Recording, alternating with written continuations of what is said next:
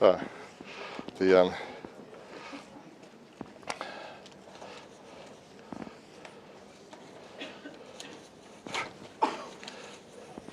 Good morning, everyone. And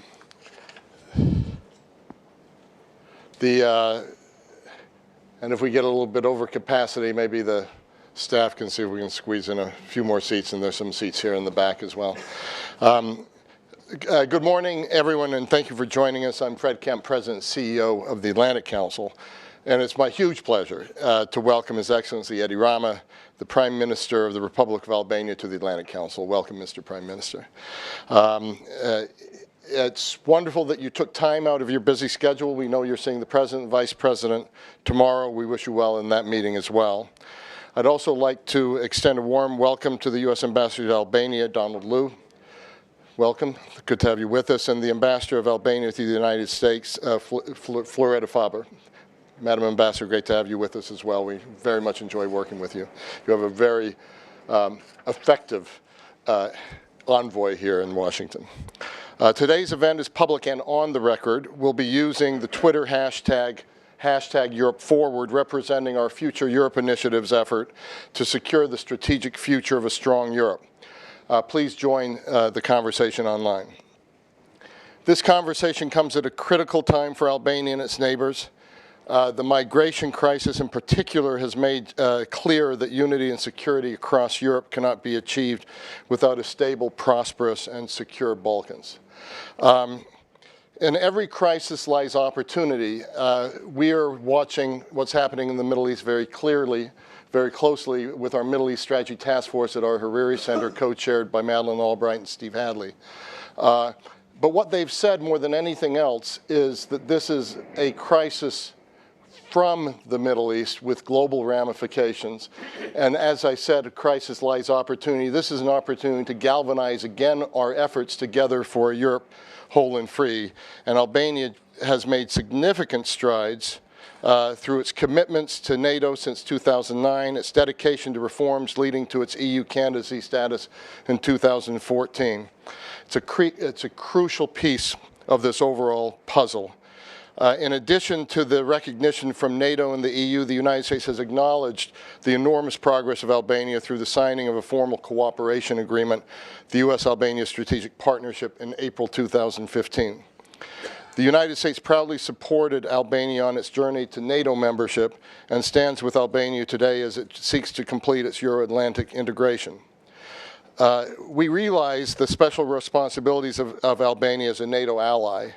We look forward to its contributions at the Warsaw Summit as a young, ambitious country transitioning from a turbulent past and representing a determined force for the future.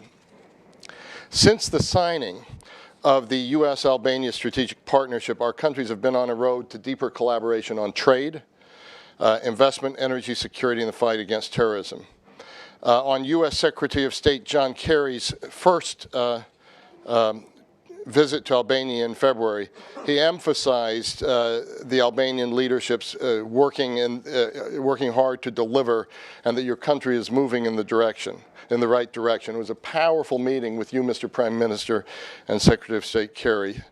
Amid such great opportunity and positive momentum for progress through the strategic partnership and Secretary Kerry's recent visit, we recognize the challenges that Albania and the region still face. We also understand that for nations like Albania working relentlessly toward EU membership, that the headwinds are large at the moment, and not the least of which the recent Dutch referendum vote last week against the EU-Ukraine free trade deal. The Atlantic Council sees Albania as a key ally in the Western Balkans, and we want to give leaders from the region, and particularly yourself, Mr. Prime Minister, a platform to express their views and advance their goals with our transatlantic partners. To that end, we've intensified our efforts in 2016 on Adriatic Europe, a term here at the Atlantic Council used here in the Atlantic Council in February by Albanian Foreign Minister Bushati, who I believe is here. It's great to have you here. And the Interior Minister, I believe, is also here. It's wonderful to have you here as well, sir. Where you said that this had to be part of the broader work to reanimate the vision of a strong Europe, or as we still like to call it, completing the job of a Europe whole and free. The United States and Europe cannot remain spectators to the challenges in the Balkans. The former president of Kosovo said at the Council in March, the moment has come when we need to act. In that context, we are honored to have Prime Minister Rama here with us to hear his vision. We're grateful for the Prime Minister's contributions as a keynote speaker of our annual Energy and Economic Summit in Istanbul this past November. And I have an invitation for you for this coming November as well. Alongside the Croatian president, he addressed the diversification of energy sources in the Balkans, the Trans-Adriatic pipeline, among other topics. The Prime Minister has had a distinguished career in the Albanian government. He's been chair of the Socialist Party since 2005 and steered the party through years of opposition until his victory in 2013 when elected Prime Minister. He led Tirana as mayor for 11 years, beginning in 2000. He first entered politics as the Minister of Culture, Youth and Sports in 1998 and has worked to promote arts and culture in Albanian society. Some of you may not have known that Prime Minister Rama was previously painting professor and has participated in worldwide exhibitions as an artist. And while mayor of Tirana, he received international recognition for his projects to restore the vibrancy of public space, and I think it's still regarded one of the most colorful cities in the world and was even judged as such. Before I hand to you, I'm going to embarrass you just a little bit, Mr. Prime Minister. So we met, I believe, in 2006 in Lake Como at a German Marshall Fund event when I was the editor of the Wall Street Journal Europe. And shortly before then, there was an article in the New Yorker by Jane Kramer, a profile of you and what you were doing in Tirana. So I just want to take us back a little bit to set up his comments. The quote is, "It's safe to say that the Balkans has never produced a politician so beguiling. You see him everywhere, 6'6", 3-day beard, baggy black pants, funky black vest, red shirt, red socks, and the kind of shapeless black frock coat that East German clergymen used to wear. Rama is a Balkan original, and maybe the most original thing about him is he isn't really a politician. He is an artist who, you might say, took Tirana for his canvas." Ladies and gentlemen, his clothing has changed, his creativity has not, and the canvas is a much larger one. Mr. Prime Minister, the floor is yours.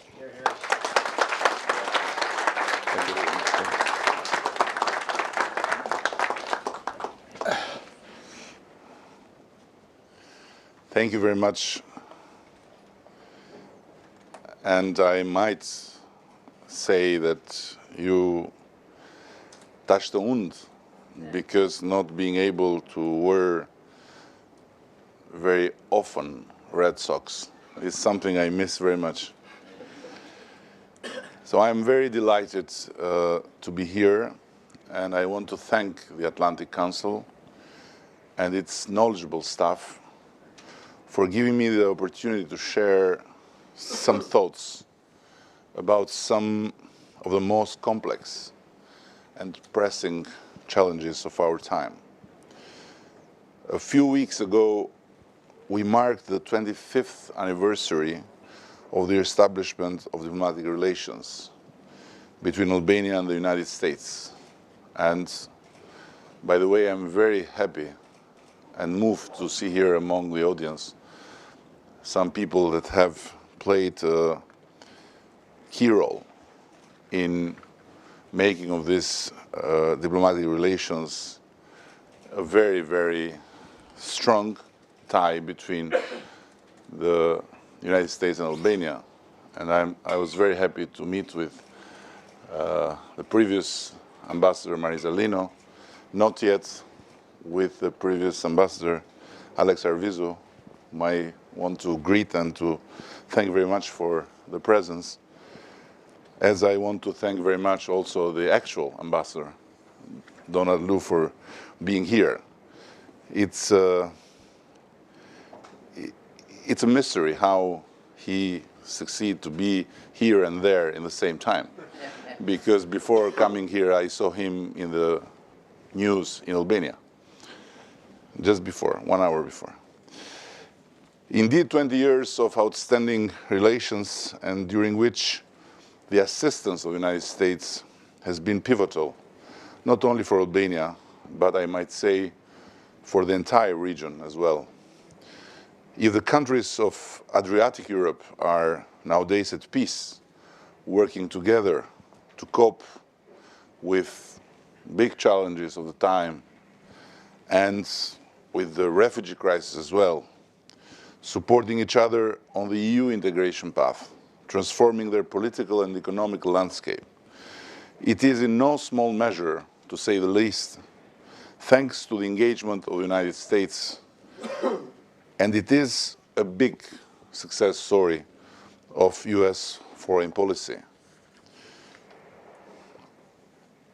When, once upon a time, before attacking the dictatorship in Belgrade, Bill Clinton, jointly with Tony Blair, said that we are going to do so because we want Albanians and Serbs to live together, live in peace, and build a prosperous future. I might say it sounded like a very utopic statement. But here we are. It started there, and today it seems like it's centuries ago, not just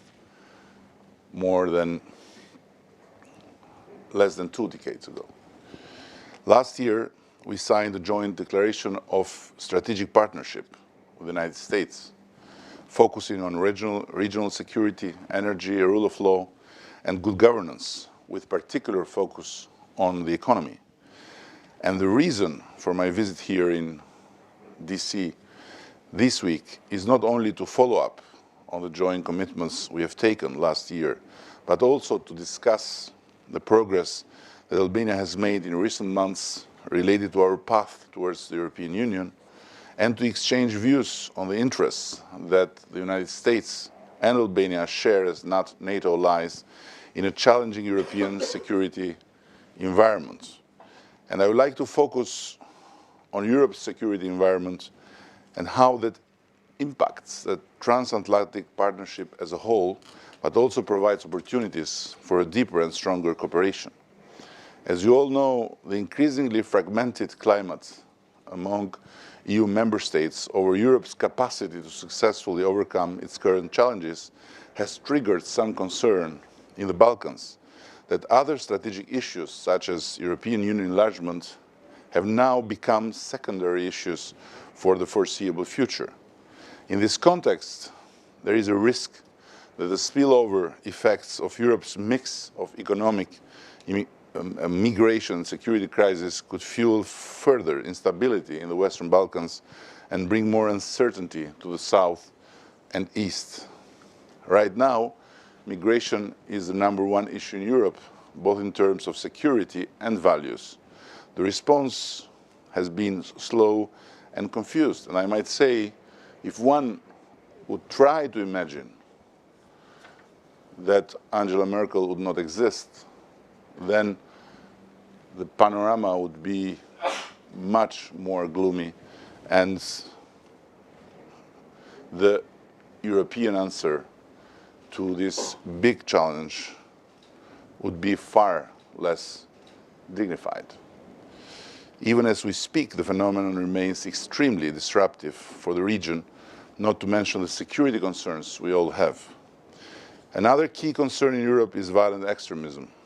It represents one of the biggest threats peace and worldwide security have ever faced. The fight against violent extremism has triggered the most comprehensive action to defeat terrorism, not only by force, but also by eradicating its roots. And Albania is proudly, fully part of this effort, with concrete engagement at the global level, in the region and at home, as a committed member of the counter-ISIL coalition. Beyond our early and significant support to the coalition, we have taken additional measures to counter terrorist financing and to stop the flow of foreign terrorist fighters. And we are satisfied to say that last year, 2015, we had no one foreign fighter joining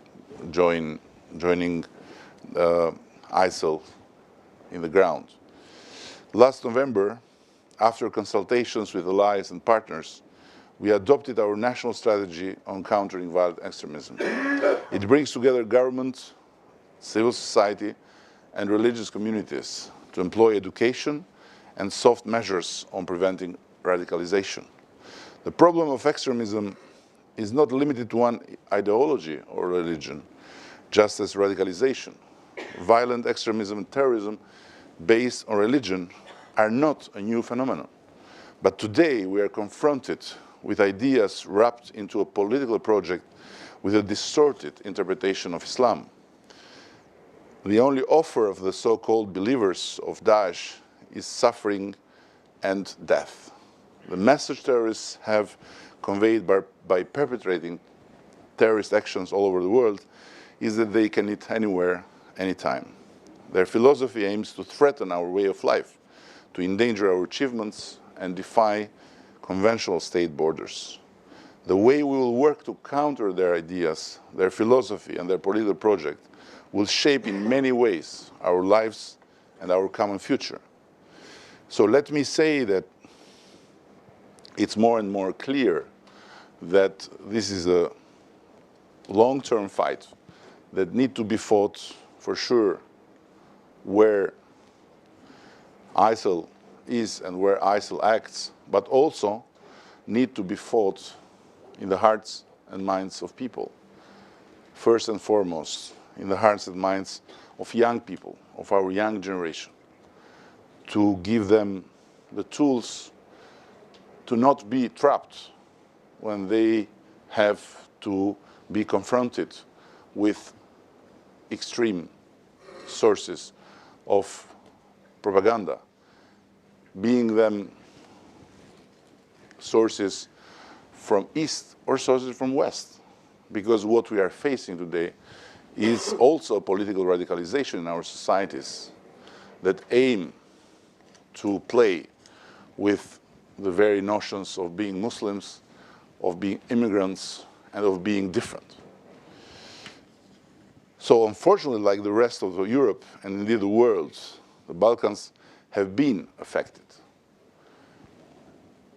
as they have been affected by the phenomenon of foreign fighters. So the anti-ISIL coalition countries have adopted different approaches, dealing with the former fighters returning back home. Dealing with Daesh requires force, but also a lot of intelligence. So as I said, we must defeat them militarily. We must destroy their financial machine. But above all, to win this war on terror, we must fight the roots of extremism, poverty, social injustice, exclusion, and discrimination all around the places. Albania is and will continue to stand to the side of the United States and our European partners in this struggle. Inside our borders, we have tackled the extremist danger in different ways. Confronted with the surprise reality of individuals joining the fight, we have first toughened legislation, strengthened the work of law enforcement agencies, and last but not least, we have benefited from the extraordinary support of religious leaders from all main faiths in our country. In May last year, we organized a regional summit on countering violent extremism. Last November, we adopted a national strategy, which we are now implementing.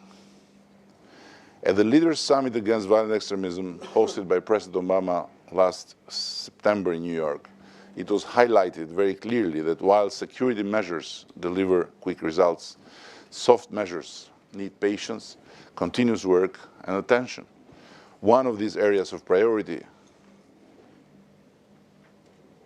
areas of importance, is for sure education. Those who are familiar with our reality know that we do have this incredible national asset, our tradition of respect, understanding, and tolerance between faiths, which was the base also of our very proud history of saving Jews during the Second World War, and of making Albania the only country in Europe where there were more Jews after the war than before the war. And mostly of them were saved by Muslim families. So we are proud to be a shining example of tolerance and religious coexistence. It has been so over centuries and by all times and circumstances, and it has nurtured a society where people respect each other as equals, regardless of faith and cultural background. But we should not take it for granted. We should not see it like something that will be there, whatever we do or not do. It's time to act, and it's time to help our young generation to understand in depth how precious this example of Albania is, how valuable this community of tolerance and religious coexistence is, and what is at stake vis-à-vis the threats coming from all over the place to this very important national asset.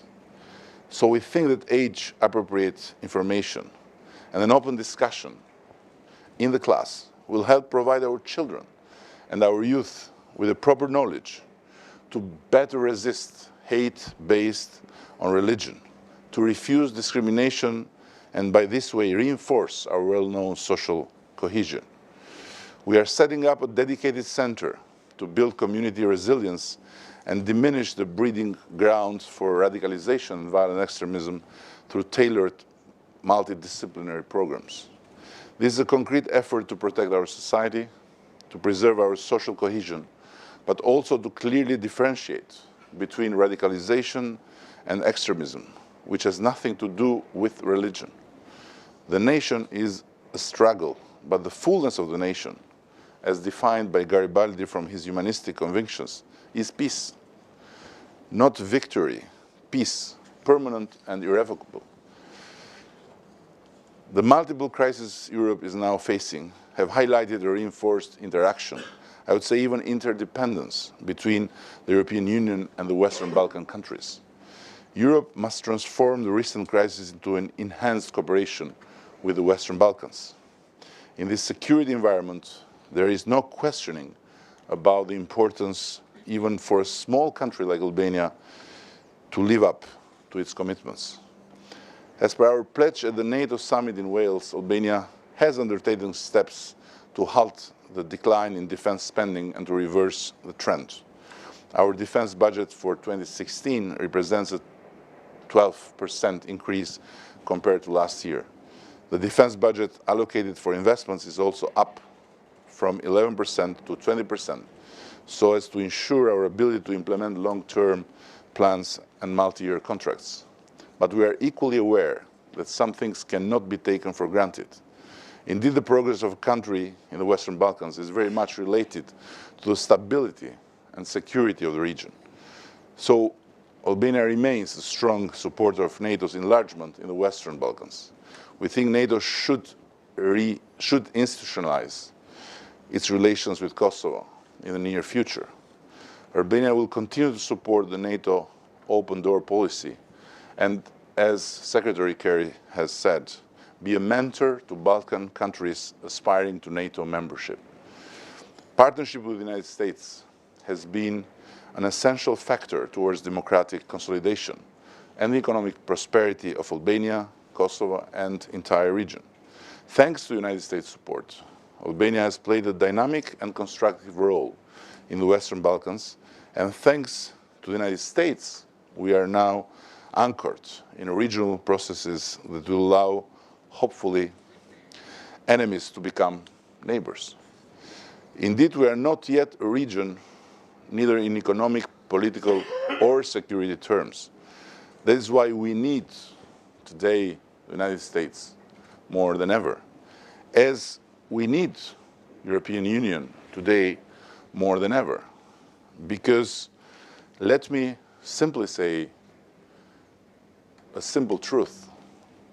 We are today in the best political moment in our history as a region.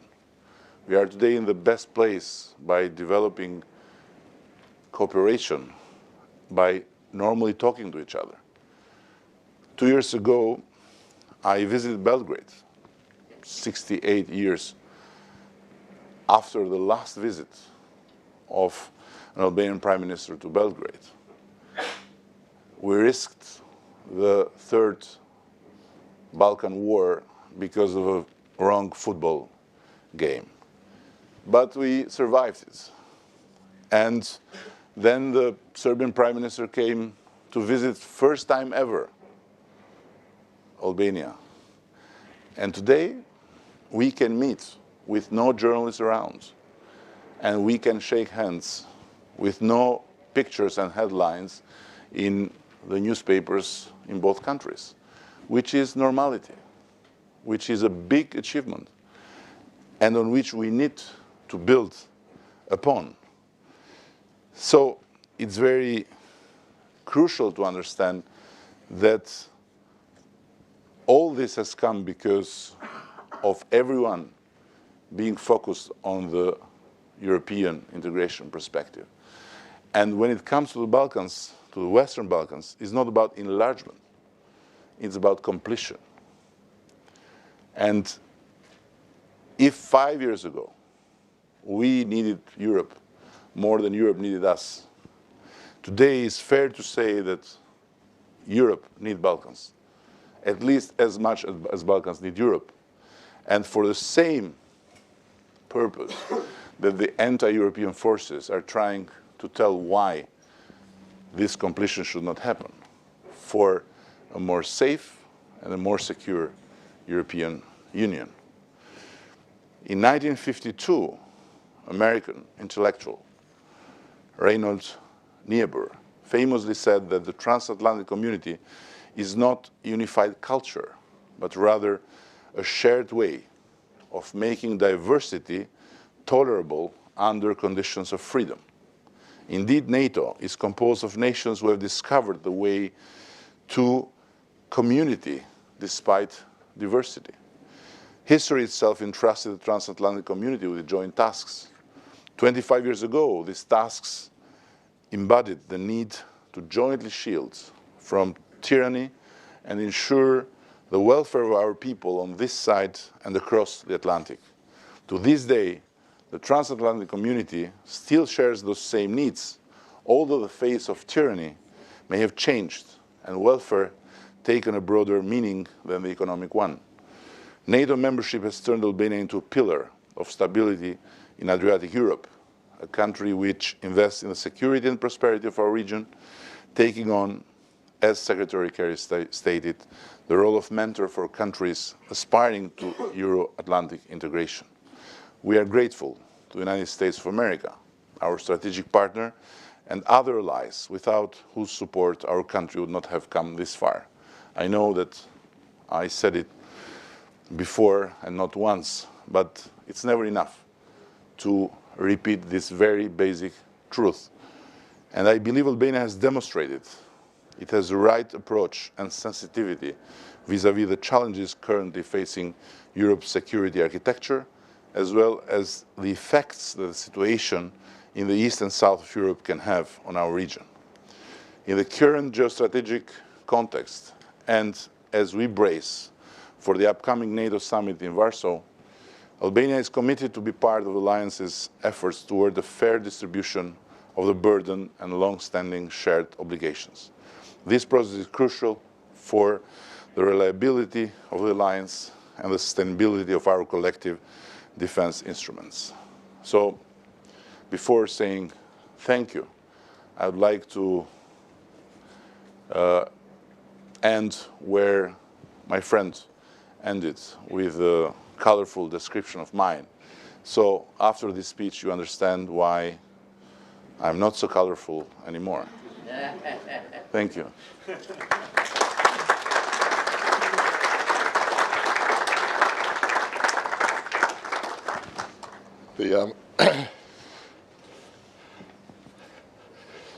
Thank you very much, Mr. Prime Minister. That was a very important speech. We'll definitely put this all up on our website. I think you have a unique perspective from where you're located geographically, your own personal background, and obviously being part of being part of Europe and NATO. Let me pick up on a couple of the issues that you underscored. You talk about needing U.S. more than ever. You talk about needing EU more than ever. It's not about enlargement. It's about completion. Europe's need for the Balkans. You spoke of the multiple crises Europe is facing. From your standpoint, looking at these, but you also, which we keep trying to remind people of here as well, that this is one of the best moments of European history. I mean, if you look at the centuries before 1945, there's also great promise. So as you're looking at these multiple crises, drill down a little deeper. Which concern you in which way? So there's the challenge from the east, there's the challenge from the south, there are centrifugal political forces, there's economic growth forces, there's the British vote and referendum. From an Albanian perspective, where do you see the focus needs to be as one faces what you called the multiple crises of Europe? Being small, it's not always a bad thing, because, for example, you don't need to lead. You simply need to identify the path and the leader to follow. So we have identified it, and we are firmly following the path of United States leadership, and also of EU leadership, if such a thing exists, which is not always clear, by the way. So, for example, if we take the EU in front of the refugee crisis, we have a very shining leadership in Chancellor Merkel,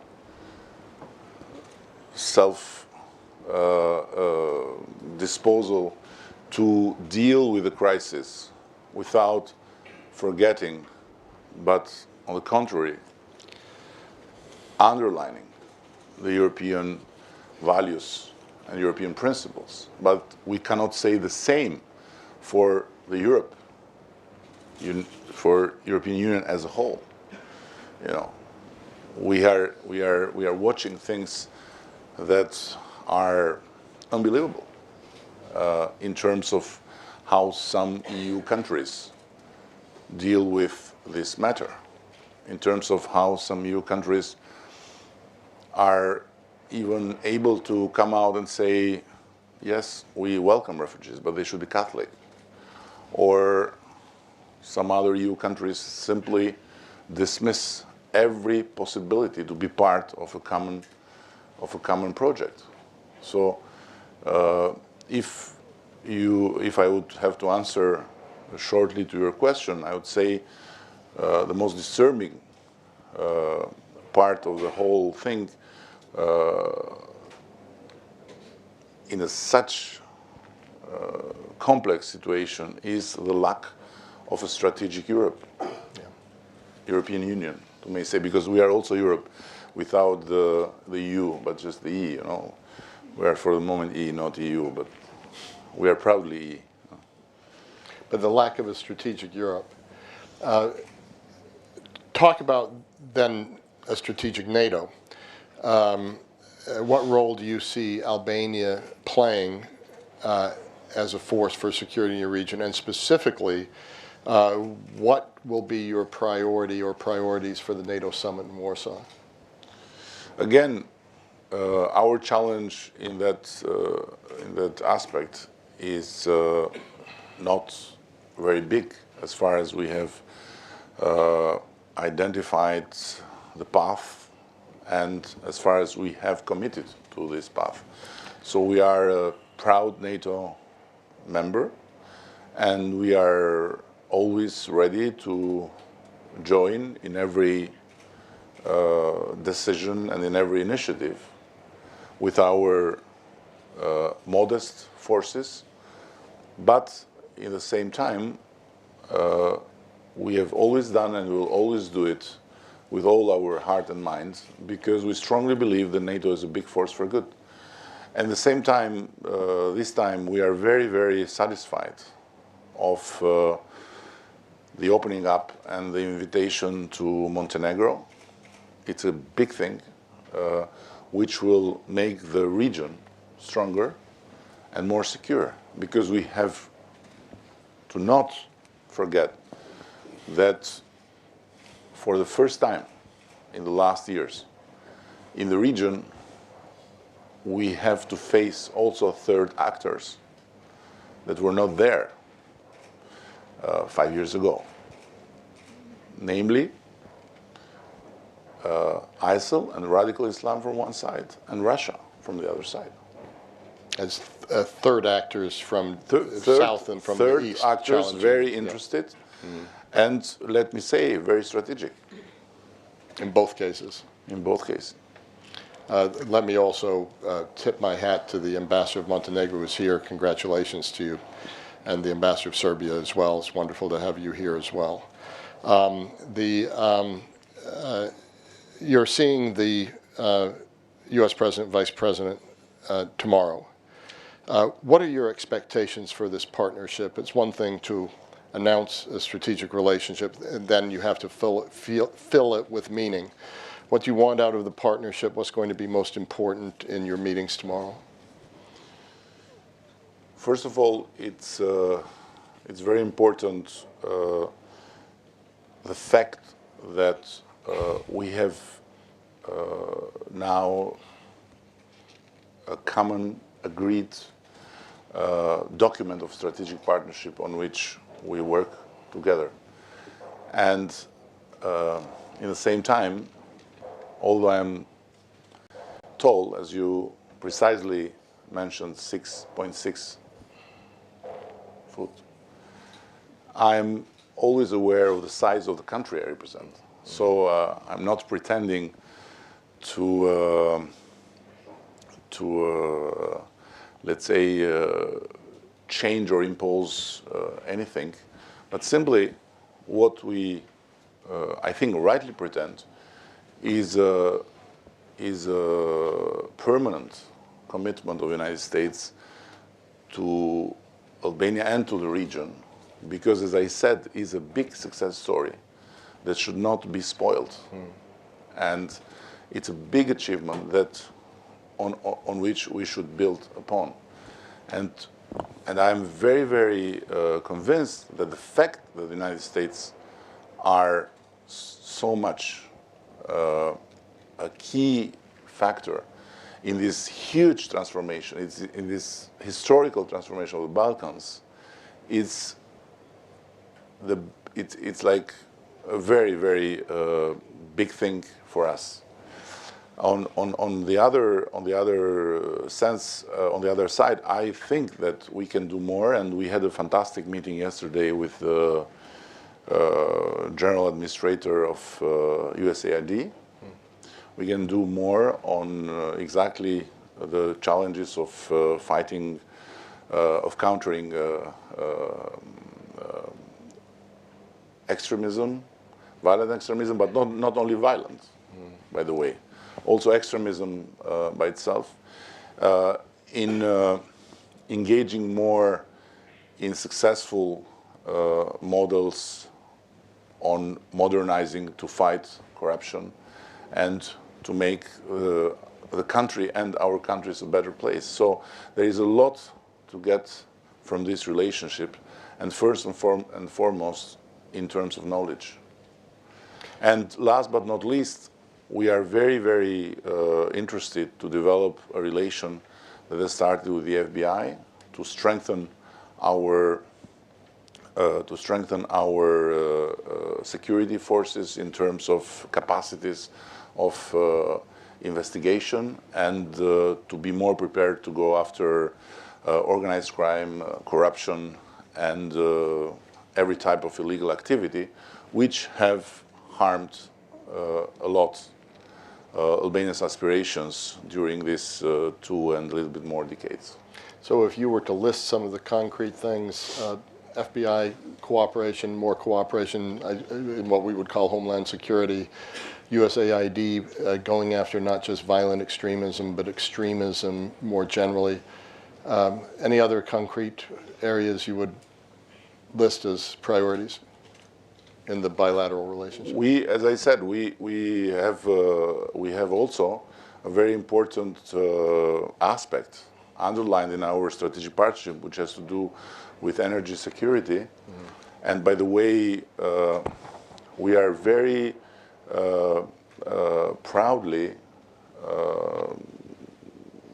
exposing our success story in the energy sector, which has permitted the country to get beyond the permanent crisis in the energy sector and to start and look for having an important role in the region.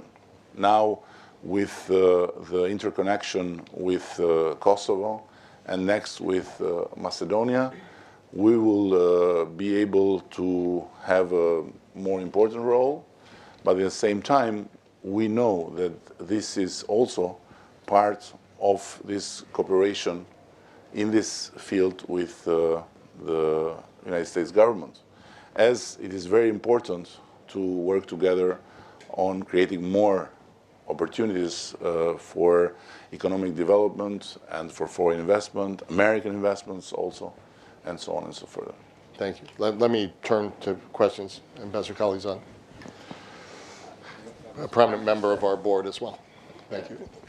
Prime Minister, thank you for that very meaningful statement that you made. I wanted to seek your help in thinking about the part of the world that is really the Balkans of the world. Now, you made a very important statement in terms of the progress that the Balkans are making, the transformation that you spoke about.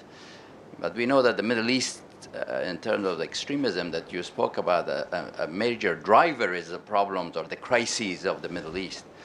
I wonder if you would reflect, I know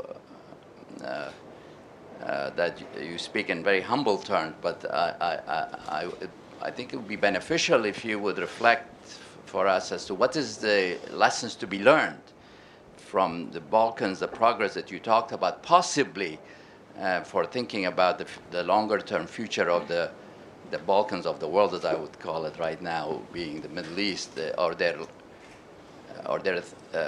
lessons for U.S. diplomacy, for example. You've been very kind about the role that the United States has played very positively. Have evaluated it in your region.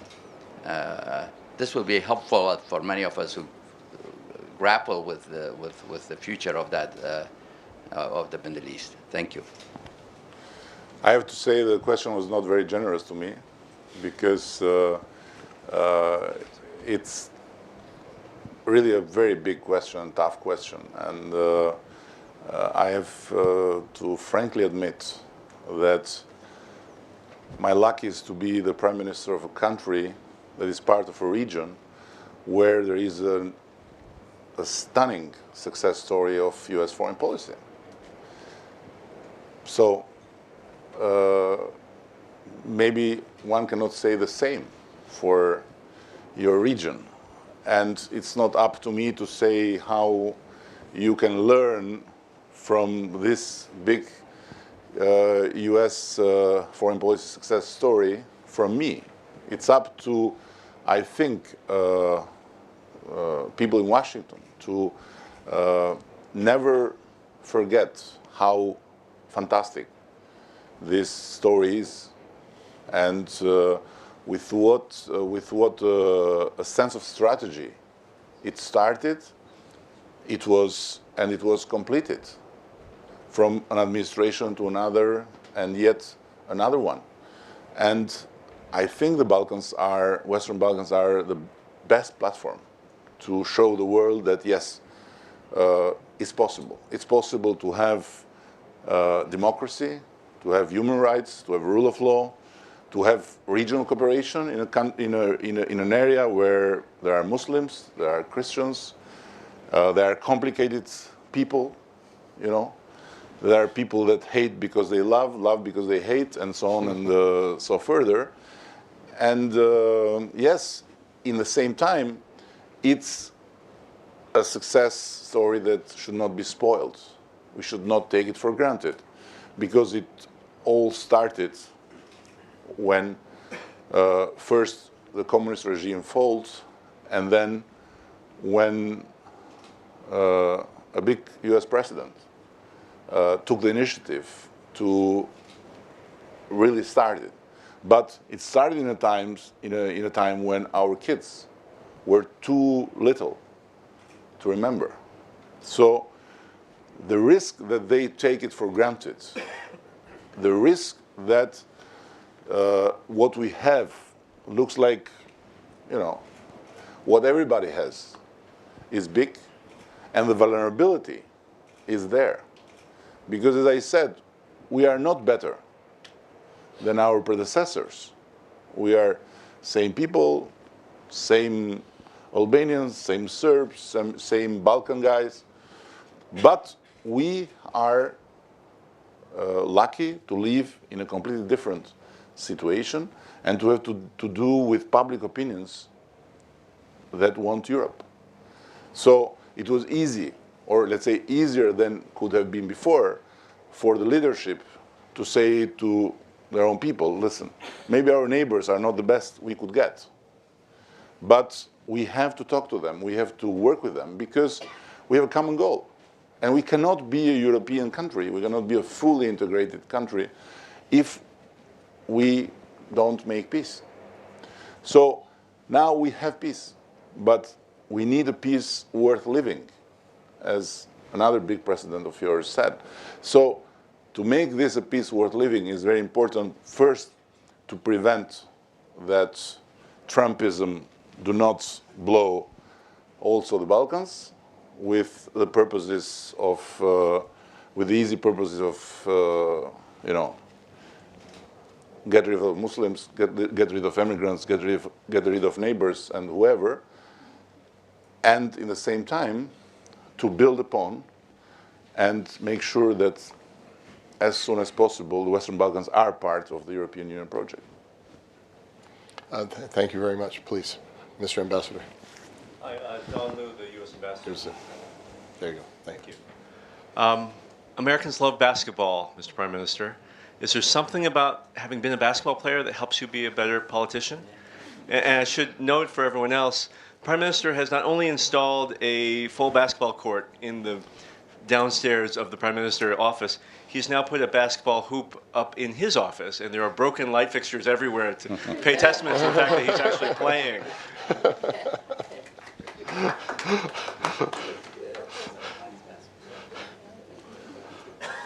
So this is another issue I have to talk tomorrow with the president about basketball courts in the institutions, and about how basketball helps you to be a better one than the others. Do a photo op of a shooting around with the president tomorrow. I think that would be a good move. It's there is a lady waiting. You are not being gentle to a lady. So we're not going to go to three-point shot metaphors, or please. I wore a red dress so you could see me. My name is Keita Kostricin. I'm from Voice of America, Albanian service.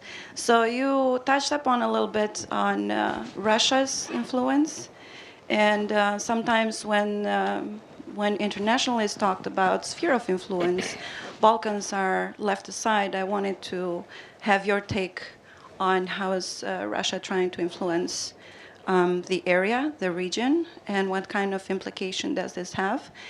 And another question, Albania and the Balkans are very important in the region, but countries in the region, including Albania, have had some lingering issues from the transition in terms of political climate. How important this is, you think, in terms of tackling these international issues around the world? Thank you. So first, I can simply say that there is a more active approach of Russia in the region. There is a clear attempt to connect and to be influential. I would not say it goes for all countries the same, but in some of the countries this is becoming more than obvious. On the other hand, yes, we have to face, as countries in the region, a challenge that has to do with our past. And I would simply connect it with the pace of integration of former communist countries. It's very interesting, in my view, to see that the pace of integration of foreign communist countries was defined by their past. Countries like Poland, like Czech Republic, Slovakia, to say the very first, that joined Europe faster, were countries that had an easier time to reconnect with their own past in terms of institutions, in terms of academia, in terms of religious networks, and so on and so further. Then, if for Romania and Bulgaria, that were the last and that are somehow treated like the black sheep of the integration process, the process was tougher because the reconnection with the past was tougher, because the state and the institutions and the networks that make a country live in an organized community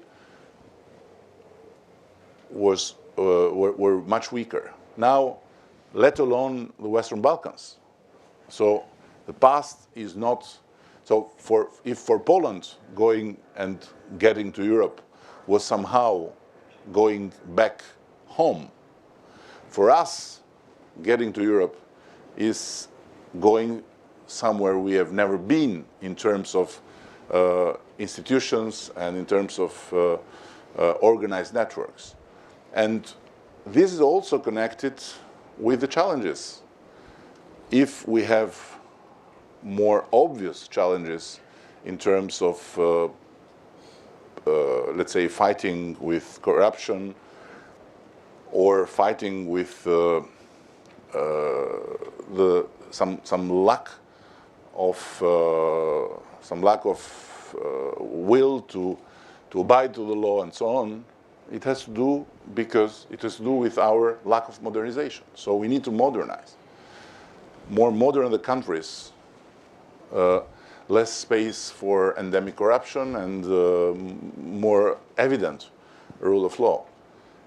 In terms of political climate, we are in Washington. It's not the place at least I feel embarrassed when I think about our political life, because I think that if there is nothing to learn in Washington, there is nothing to learn about how parties get together for the good of the country, to be frank. So this is something we can't learn in Washington, because no Republicans and either Democrats can tell us how much they love each other and how ready they are to join for bigger purposes. So we know I'm not proud of our political life in terms of how confrontational, how personal it gets.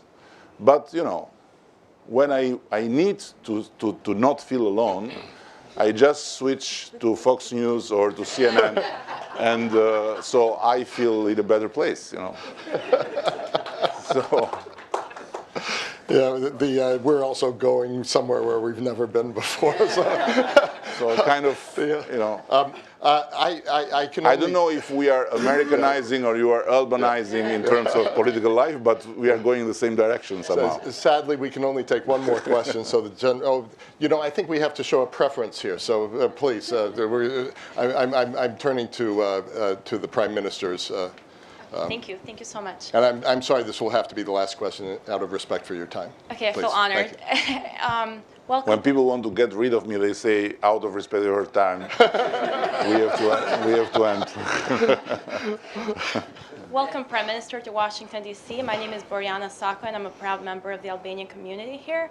I wanted to direct a little bit your focus in fighting radicalism internally and focus a little bit more on the opportunity that Albania has to present a model and tying that with socioeconomic development. So can you speak a little bit more about what Albania is doing in terms of, you mentioned education, seeing education as an opportunity to build in a soft way, help shape the spirits of youth and fight softly radicalism internally? Because I think that's very interesting, and I see that as a model for other nations. Thank you for the question, because it helps explain something that may be misunderstood, basically at home, because factually outside is very well understood and is very much supported. By the way, we had a very interesting conversation with the General Director of USAID, Gail Smith, about how we can work together on that. It's very simple. Let me say to you how simple it is. There is a terrorist attack. There are many innocent people butchered in the middle of Paris. And then there are some people coming out and saying they were Muslims.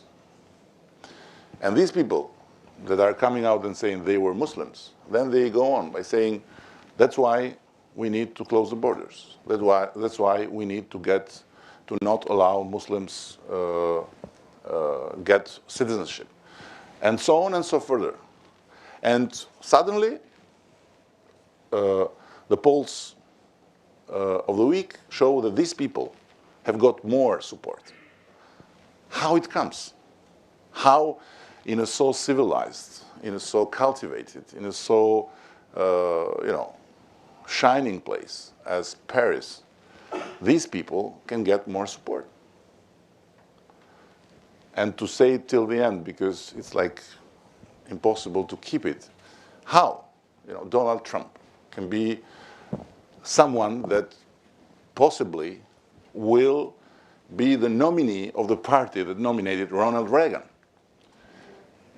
And then you realize that there is a big gap of knowledge. And there is a big space where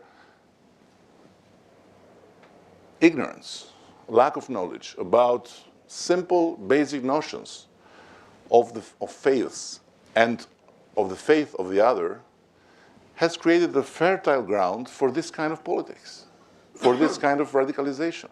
And then it goes in a chain effect, because radicalizing in these terms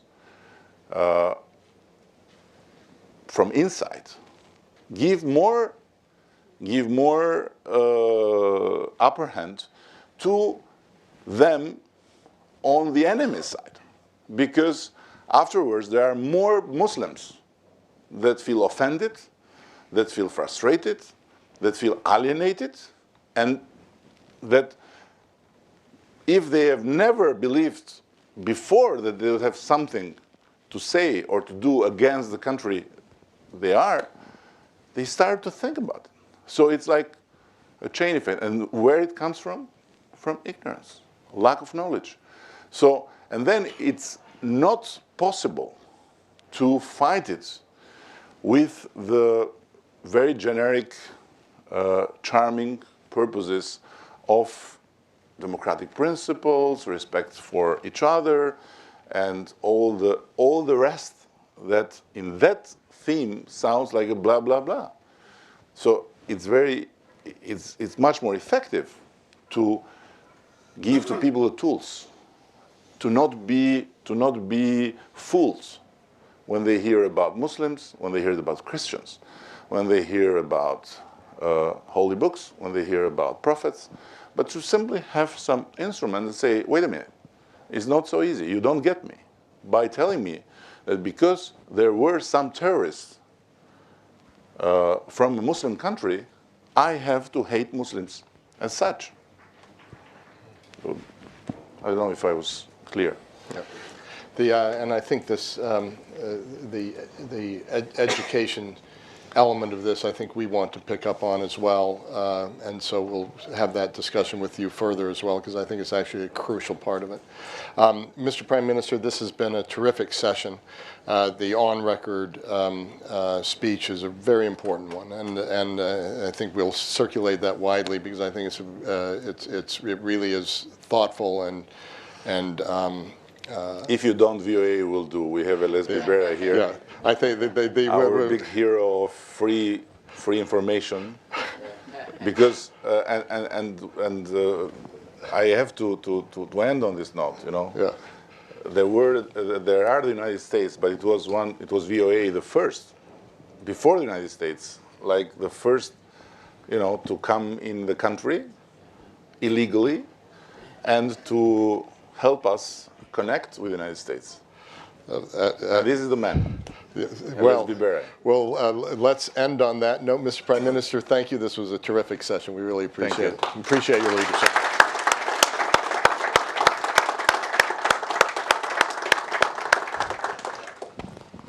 Where did you play basketball?